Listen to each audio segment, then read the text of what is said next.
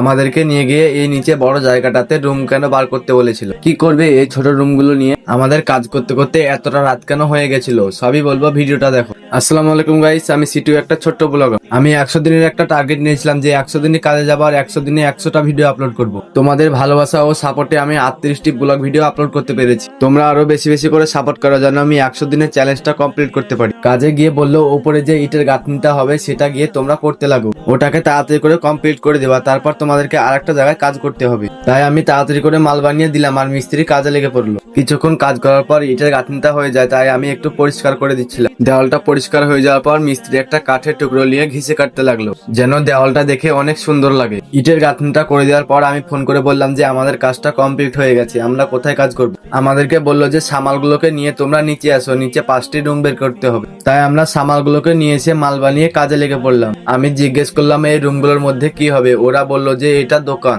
যার যেরকম ইচ্ছে সে সেরকম দোকান করবে। তাই কাজটা করতে আমাদের রাত হয়ে গেছিল। আজকের ভিডিওটা এই পর্যন্ত, আবার দেখা হবে নেক্সট ভিডিও।